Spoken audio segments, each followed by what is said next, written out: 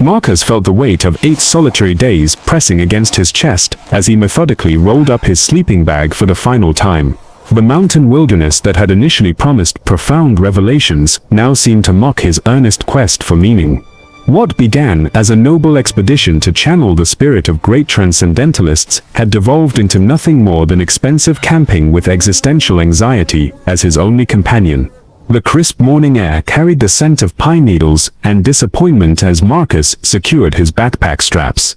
He had ventured into these woods with grandiose expectations of discovering his authentic self, of peeling away society's layers to reveal some essential truth beneath. Instead, he found only mosquito bites, dehydrated meals, and the uncomfortable realization that solitude didn't automatically generate wisdom. His footsteps crunched rhythmically on the leaf-strewn trail as he began his descent toward civilization. Each step felt heavier than the last, weighted not by his gear, but by the burden of unfulfilled expectations. The romantic notion of wilderness enlightenment had crumbled like autumn leaves underfoot, leaving him with nothing but the hollow echo of his own thoughts. The convergence with the main trail brought an unexpected interruption to his melancholy procession. A cluster of hikers approached from the opposite direction, their animated voices cutting through the forest's morning stillness. As the gap between them narrowed, Marcus prepared the customary trail greeting, that universal nod and smile, exchanged between fellow wanderers. Before he could complete this ritual acknowledgement, a woman at the head of the group halted abruptly. Her weathered hiking boots scraped against loose gravel as she called out with genuine concern lacing her voice. "Excuse me, are you here for the Greenway Collective Farm Initiative? We've had some miscommunication about our meeting point, and I want to ensure we haven't left anyone behind." Marcus paused mid-stride, his brow furrowing with confusion. "No, that's not me," he replied, his voice carrying a note of curiosity despite his intention to simply continue past. "Ah, my mistake then. Enjoy the rest of your hike," she responded with practiced politeness, already turning to rejoin her companions. Something about the encounter nagged at Marcus as he resumed walking. After several paces, an inexplicable pull caused him to glance back at the retreating group. Their purposeful energy contrasted sharply with his own aimless drift toward the parking lot below. "Wait!" he called out, surprising himself with his own urgency. The group stopped and pivoted toward him as Marcus jogged back up the trail, his heavy pack bouncing awkwardly with each step. "What exactly is this Greenway Collective Farm Initiative?" he asked, slightly breathless from his impromptu sprint. The woman's face brightened with enthusiasm. "We're establishing a sustainable community focused on regenerative agriculture and ecological restoration. Our base camp is roughly 3 miles further up this trail," she explained, gesturing toward the path Marcus had just traveled. "We're building something meaningful, a place where people can reconnect with the land while creating genuine environmental impact." Marcus shifted his weight from foot to foot, processing this unexpected information. What would someone need to join something like that? Her smile widened with genuine warmth. "Honestly, just the willingness to walk in that direction and contribute however you can. We need people with pioneering spirits and open minds." Without fully understanding his own motivations, Marcus heard himself saying, "I'd like to be part of that." "Wonderful, welcome aboard," she replied, gesturing for him to join their circle.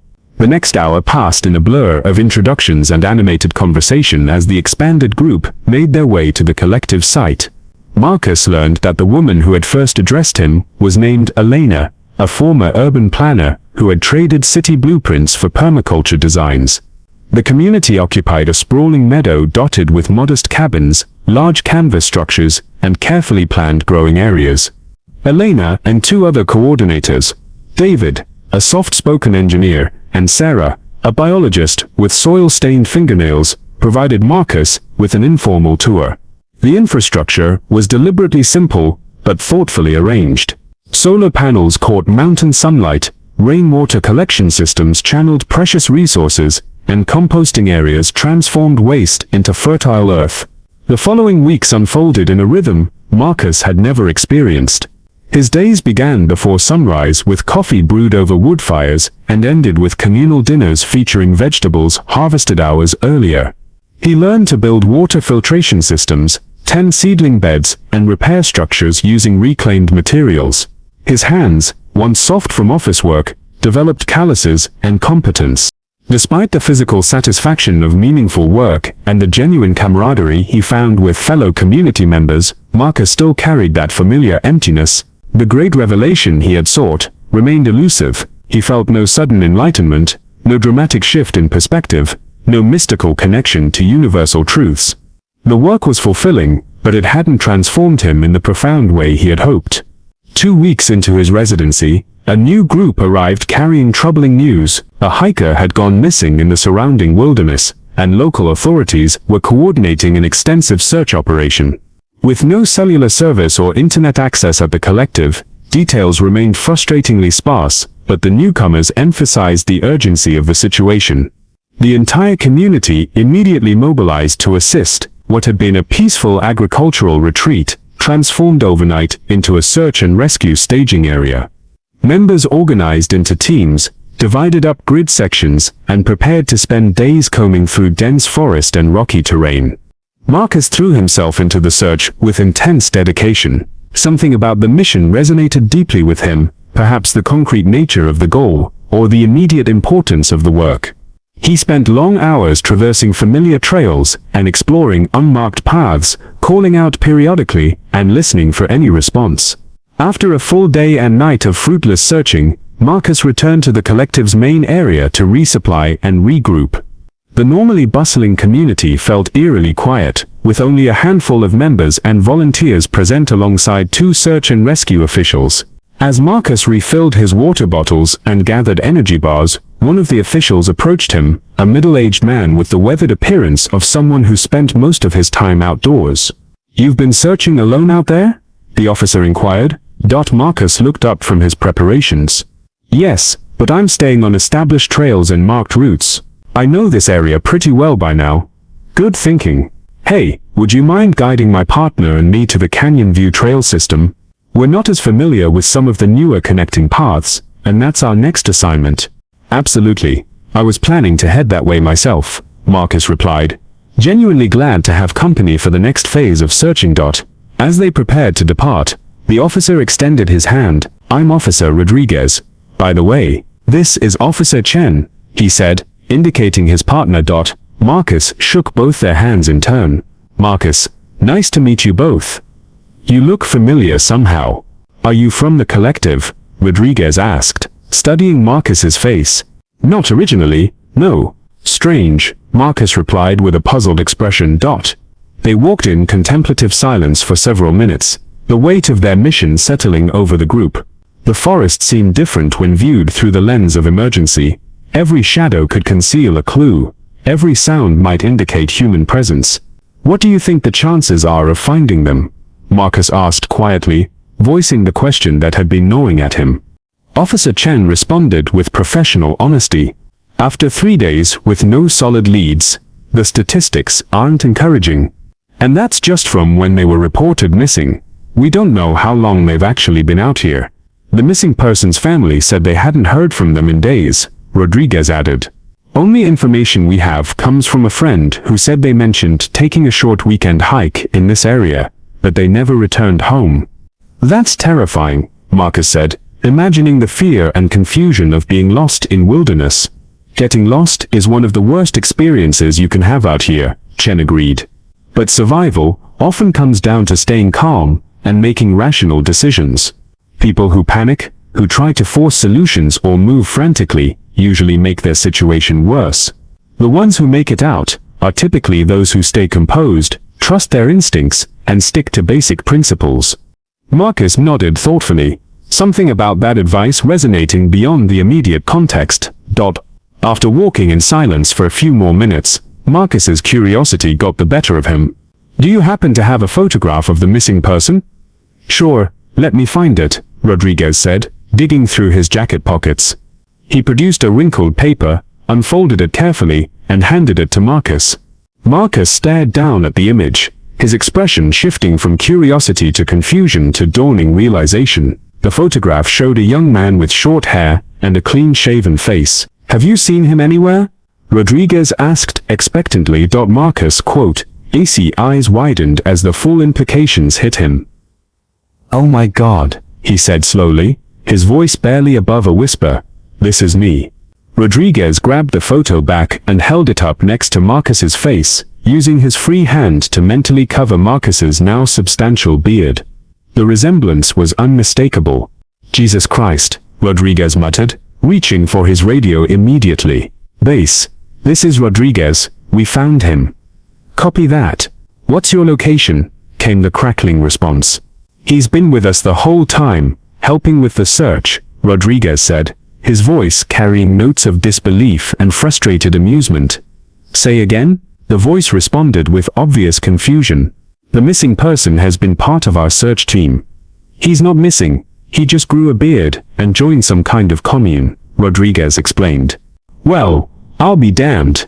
Okay, I'll notify all units and call off the search," the radio voice concluded. Rodriguez clipped the radio back to his belt and turned to Marcus with a mixture of exasperation and amusement. "Kid, your parents have been worried sick. Ever think about sending a text message before you disappear into the wilderness to join a farming collective?" Marcus rubbed his forehead, feeling simultaneously embarrassed and bewildered. "I don't really have that kind of relationship with them, and I honestly didn't think about the no-service situation. I had no idea anyone was looking for me." Officer Chen shook his head with a wry smile. "This is definitely a first for us. The missing person was actively searching for himself without knowing it." In that surreal moment, something clicked for Marcus. The absurdity of the situation, spending days searching for someone who turned out to be himself, suddenly illuminated everything he had been struggling to understand. He hadn't found profound meaning in solitude because he had been looking in the wrong direction entirely.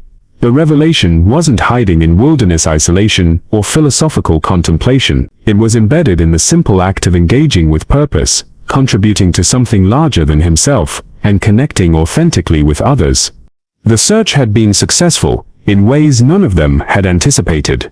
Marcus had indeed been found, not as a missing person, but as someone who had discovered meaning through service, community, and the willingness to show up when others needed help. Sometimes the most important discoveries happen when we stop searching so desperately for them. Marcus realized that his quest for authentic selfhood had been fulfilled not through dramatic revelation, but through the quiet accumulation of meaningful moments, working alongside others, contributing skills he didn't know he possessed, and finding purpose in collective effort, rather than individual enlightenment.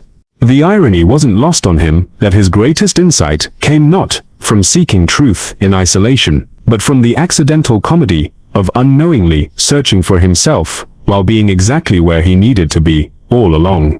Meaningful experiences, like Marcus's journey, whether planned or accidental, require financial stability and smart money management as their foundation.